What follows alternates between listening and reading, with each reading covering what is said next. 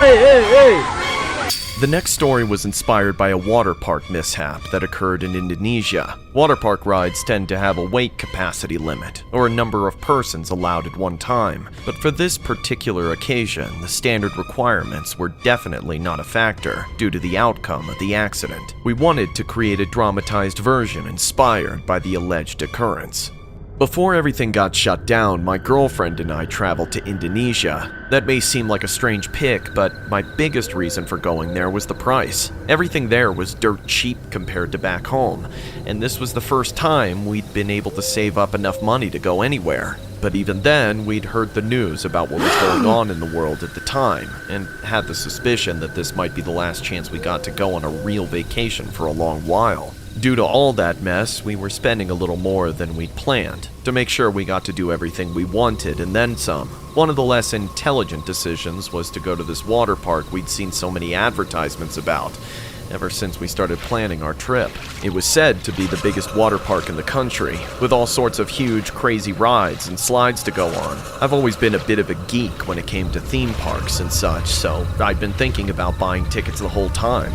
But it wasn't until our last day there, which was also the hottest day of the entire sweltering week, that I managed to get my girlfriend to agree under the guise of beating the heat. She's always been terrified of heights and large bodies of water and drowning, but she's always been kind of scared of everything, so I usually just convince her to get over her fears. It was hard enough getting her on a plane in the first place, but I have lots of practice persuading her. I let her acclimate to the place for a little while. She seemed to be okay with the lazy river, but I've personally never heard more of a boring concept. After she wasn't on the verge of tears anymore, I said it was my turn to pick where we went. And of course, I chose the meanest, coolest water slide I could see. The tallest one in the park, with the longest line that gave away its popularity. My girlfriend was not happy about it, but she came along. It wasn't until we started lining up on the stairs that she got antsy. Oh my god, we're up so high. Let me just hold on to you. It's okay, this thing is solid structure. We're not going anywhere. I don't care, it's too high. Can't we just, I don't know, stay on the island with the white sandy beaches and the crystal clear water and enjoy ourselves? I'm not gonna waste our last bit of vacation on tanning with a bunch of senior citizens wearing Speedos and jock straps. There's too many people on this thing. Oh god, I can feel it swaying. It's not swaying. Your legs are probably just weak from last night. The line was crawling, and there wasn't any order to it either. The entire stairwell was packed with people, and even though we were in the shade, the humid heat that's classic to Indonesia was slowly sweating us all to death. The higher up we got, the more of a breeze went by. I was thankful for that, but my girlfriend couldn't stop looking down. Babe, if you're so terrified of heights, why don't you stop looking at the ground? Look at the clouds or something. She looked at me with daggers in her eyes, but didn't say anything. Her jaw was clenched shut, chattering with fear. I recognized that she was getting more anxious, but I'd been easing her fears so much for that entire trip, I was hoping that she could just be an adult just one time and deal with it herself. Eventually, we finally reached the top platform. But there, the line was pretty long too. The attendants were trying to speed things along by allowing people to go into the slide before the last person was all the way out. I knew immediately that something like that would never fly in a water park that I was used to going to, but I couldn't argue that it was moving things along. The first part of the slide was a huge drop, but then it had all these twists and turns toward the bottom that made it take forever to get through. If it had to be one at a time, the wait might have been hours. One by one, we watched all the people in front of us go down the chute, but I just knew that my girlfriend was about to freak out by the look in her eyes. He was as pale as a ghost. No, I can't! I'm not going down there! Let me down! I ran to her and grabbed her so she wouldn't run away. Babe, calm down. It's just a slide. It'll be fine. It'll be fun, even. You just have to take a little chance, but I promise you're gonna be okay. She couldn't even make out words at that point. Her face was all red and scrunched up like a little kid throwing a fit, and tears were streaming down her face. She was even dripping snot from her nose, and she just wouldn't stop shaking. All she did was look me in the eye and shake her head. She had herself anchored so I couldn't take her any closer to the slide. I looked around and realized just how many people were staring at us. Embarrassed, I accepted the fact that I wasn't going to change her mind. Alright, fine, let's go. I escorted her down the stairs, having to force a bunch of people out of the way the entire time. I realized I was doing the Waterpark walk of shame. I'd seen so many scaredy cats making the long walk down in my day, but I never thought that I'd be one of them. But it didn't matter, because Lord knows I'd never let my woman go anywhere on her own in a foreign country like that. When we got to the bottom, I had about 1 full second to feel sorry for myself about missing the chance to go down the slide. That's when I felt water spilling from the air, like someone was dumping water on our heads from the top of the lineup. When I looked up, I saw the bottom of the tube slide split open. Out came a torrent of gushing water, and in that stream of water, people. They fell with the flood and hit the ground like bricks. Suddenly, the entire park was screaming, panicking, and swarming the area. And my girlfriend was absolutely petrified. The water kept spilling out of the hole in the slide. To my terror, people kept falling out of it. I don't know how many people were trapped in the dark corridors of that slide before it finally broke, but it must have been close to 30. There was this grotesque pile of unconscious, injured patrons right beneath the break. Thankfully, nobody died that day, but many people were seriously injured. Of course, I've had to pay more real attention to my girlfriend's anxieties, because now she believes she's some sort of clairvoyant. What's worse is I just can't enjoy water slides like I used to anymore, because I can't help but think about what it would have been like to be trapped in such a strange, mysterious tube.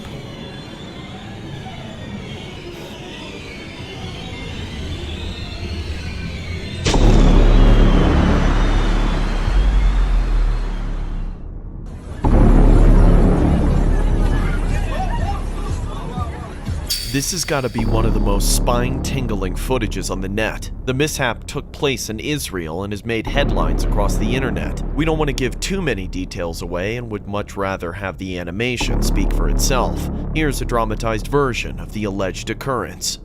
Every year, my family and I would visit my relatives in Israel, and this year, one of my cousins insisted that we go to a water park event, where he was the host. From the bottom of my heart, I wanted to say no, because I've had aquaphobia for as long as I can remember. But before I had the chance to decline the offer, my parents had already said yes to avoid unnecessary social issues within the family. So, eventually, we all went to the party, which was the only one I didn't look forward to. When we arrived, I saw hundreds of people sweeping the dance floor as they enjoyed a concoction of sorts. Typically, I would have worn a life vest or flotation device, but my pride got the better of me, and I didn't want my cousin to push me around like he used to when we were younger. Moments later, my cousin wrapped his arm around my neck, rapturous at the sight of me, looking terrified. "Why are your balls so small? Man the hell up! Did you wake up and choose anarchy? Why don't you mind your own business and get off my back?" I said, puffing my chest to make myself seem confident. However, it only made him more aggressive as he replied, "Why would I get off your back if you reminded me of my ex?" And then, with a serpentine look, he added, "Wait a minute, don't tell me you're still afraid of the water." My silence was a dead giveaway, and my cousin smirked at the thought he had the upper hand. "I don't believe it." He laughed. "Leave me the hell alone or I'm calling the cops!" I replied defensively. Moments later, a group of guys approached my cousin, fist-bumping with him. I never wanted anyone to know about my fear of water, but knowing my cousin, this was an opportunity he simply couldn't resist. "Guys, hear this!" He paused to build up the climax. "Did you know my cousin over here is 18 years old and is afraid of the water? Maybe he should go to the kiddie pool. I bet his poppy hand scrubs him when he bathes." "It's not funny! You don't know what I've been through!" "Who cares about what you've been through? This isn't a support group." I was utterly humiliated and embarrassed to see all the other people around looking at me like I was some kind of freak. They chuckled and whispered like I was the only adult who couldn't swim. And just like that, I became the center of attention, and not the kind I would like to keep in my memory bank. Whenever I attended a party, I always wanted to look cool. But this time I wasn't so lucky, and all of his pals looked down on me like wolves, branding me as their prey. I left them behind and went up to a tall water slide, where I tried to compose myself. But I was afraid of heights. As I got to the top, vertigo took over me, and I began feeling nauseous. Sir, you don't have to go in if you can't handle it. Moments later, I heard my cousin say, "Oh, poor thing. You're as pale as Michael Jackson. Come on, dude. Let's get you to a clinic or something." I knew he was being sarcastic and condescending, and so I replied, "Get away from me! Why don't you and your minions go hang out somewhere else?" "Then what? Miss out on all the fun you're giving us?" Not a moment too soon, he pushed me so hard that I lost my balance, falling into the tall, dangerous water slide. Ah! As I made it to the end of the slide, I instantly submerged into the water and struggled to stay afloat. "Help! Somebody help!" I struggled in the water, but no one paid attention. The music was so loud that no one could hear me scream for help, and everybody was in party mode, too drunk to notice an emergency. Moments later, one of the floaters came close enough for me to hold on to, and then I paddled my feet until I reached the gutter and got myself out of the water. After that, I looked straight ahead and saw my cousin giggling as he high-fived his buddies. I knew this would happen. I was full of regret. I did everything possible to avoid my cousin and his group of obnoxious teenagers, and so I bought a life jacket and kept it on at all times, just in case they ever found me again and decided to pull off another cruel trick. And then, moments later, I reached the wave pool, which simulated actual waves produced at sea. Again, it was the last place I wanted to be, but when I saw my cousin and his friends wandering around, my heart pounded fast, and I was afraid they'd do something so terrible that I could lose my life. So, when I had a few options left, I took advantage of blending into the crowd who were in the pool and held on to one of the donut floaters. However, as soon as I got in, I couldn't tell which was worse, being bullied by those ruffians or holding on to dear life amidst the waters I feared so much. As large waves approached, I shut my eyes and braced for impact, while the muscles in my body constricted. But despite being surrounded by several people, I could see my evil cousin hop in the pool and approach my direction. What the hell is his problem? Why can't he just leave me alone? I hate him. We both locked eyes as he made long strides towards my direction. Then, all of a sudden, I was no longer bashed by waves. Instead, I felt a deadly suction force pulling my legs. At first, I thought it could have been my cousin or any of his friends trying to give me a good scare. But what happened next turned out to be my worst nightmare. The unidentifiable force that yanked my entire body towards the center was 2 times stronger than the Earth's gravitational pull. So, as I glanced at the people around me, most of them were yanking themselves out of the pool, leaving me behind, along with several vacant donut floaters. "Help! Somebody help! I'm over here!" I frantically called out to anyone who could hear me. But when I looked at the people on land, all they did was whisper to each other and take videos of me as if they didn't care. So, I cussed in frustration, calling out to my parents, who were probably busy chatting with my relatives, unaware of my impending doom. Nevertheless, I paddled relentlessly, even if it seemed impossible for me to escape. Then, moments later, a life buoy was thrown at me, and immediately I clung to it until I was safe again on land. Witnessing the perilous sight of a sinkhole forming at the base of the pool, sucking in everything in its path. And then, I saw my cousin, who took a moment to glance at me before he completely disappeared, along with the floaters that were left behind. "Help me, Jake! Grab my hand!"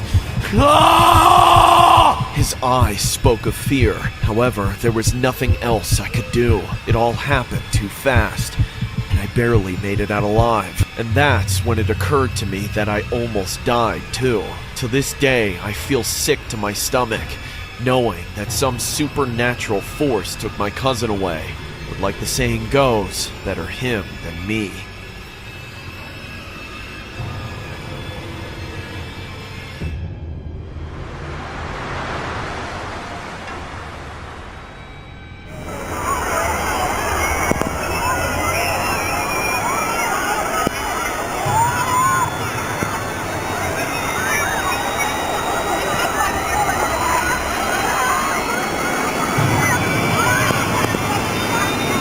Water park waves can be a frightening thing, especially for those that don't know how to swim.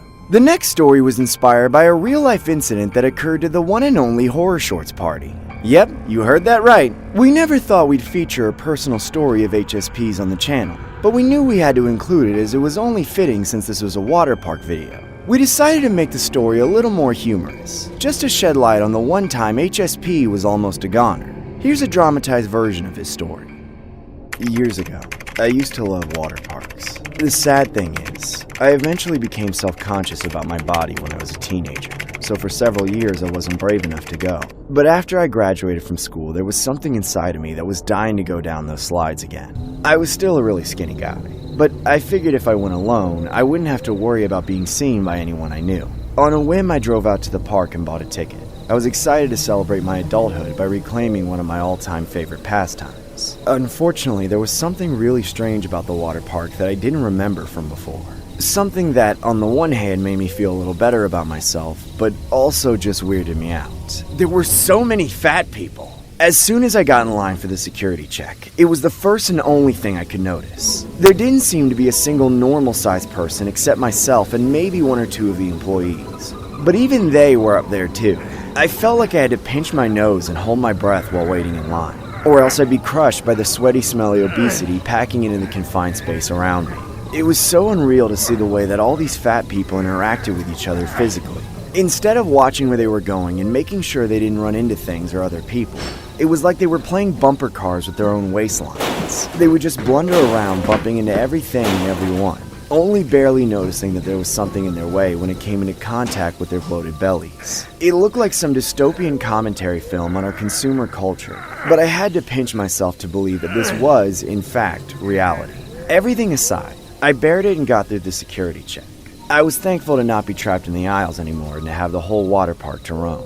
But my problems didn't end there. Every single patron I saw inside the park was also grotesquely overweight. It was almost impossible to navigate the place. They took up the entire path and waddled by inches, always walking in a horizontal line with all their equally puffy companions, and never actually looking where they're going. I did what I could to squeeze by them, but they always took that as an insult and yelled stuff at me as I passed. Of course, they were never going to catch up with me. The first place I went was my old favorite water slide. It had been many years since I rode it, but it still looked just as fun as it used to be.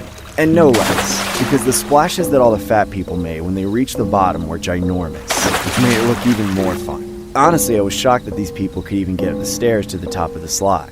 But sure enough, I was crammed between them for the entire wait. And of course, the guy in front of me, the most morbidly obese person I'd seen all day, went into the slide and got stuck halfway down.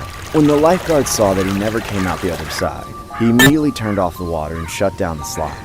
Everyone in line groaned and started cussing, and I was pissed that I waited the entire line just for some fatso slob to ruin it for me at the last second. Everywhere else I looked, at every ride in the entire park, I saw a large line of jiggling, flabby people who should have never been allowed to take their shirts off.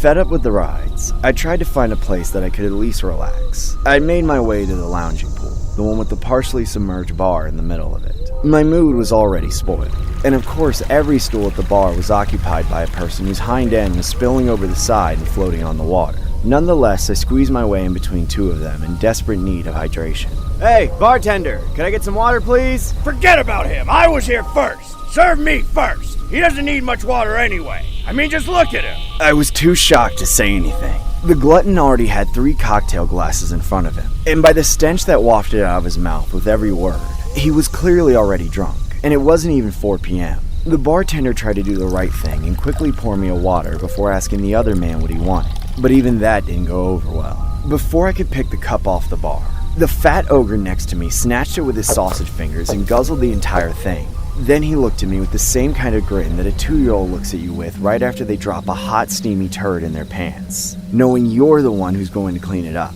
And just to add insult to injury, he handed me the cup that was completely empty except for a few chunks of ice. That should be enough for your little twig body, right? I got away before I said something rude. Somehow there was a lump in my throat from how frustrated I was. I was just trying to have a good time, and all these disgusting blobs were ruining everything. And on top of that, I felt more self-conscious than I did when I was a teenager, because I had never been made to feel bad about being skinny by some lazy fatso. I was about to give up on the whole thing. I thought that I had obviously missed some sort of memo on this water park. because it seemed to be meant exclusively for fat people. The only hope I had left for the water park was their newest attraction, which looked like a really big pool with a fake beach on one end. I couldn't tell what was special about it at first, except that it hadn't been there the last time I was here. There were these little waves propagating through the water, but I thought it was just from the presence of hundreds of fat people slopping around wearing inflatable rings. I saw a clearing on the far end of the pool opposite the entrance and decided to make my way there, squeezing between the tightly packed sea of rubber and fat until I finally reached a floating boundary line. I was confused why this boundary was here, as there was a good 6 feet before the wall that I would have loved to have to myself. And then, all of a sudden, a siren started to wail. But instead of panicking, the ocean of people started cheering in anticipation for something. And that's when I realized that the wall I was looking at was not just a wall, but covered in huge panels that pushed the water to form waves. The whole thing retracted in unison, and before I could react, they pushed forward and sent a tsunami barreling through the water. I was immediately swept underneath the surface, tumbling through a horrible realm of fat, chubby legs trapped beneath the ceiling of hairy bulges and inflatable rubber tubes. They didn't even look like they were moving that much, but I was being thrashed by every single wave. I tried to break through the surface, but there wasn't a single opening I could squeeze through. They all must have been completely numb, because no matter how hard I tried to batter them to get them to notice there was someone underneath them, they just wouldn't budge. It was so dark under there too.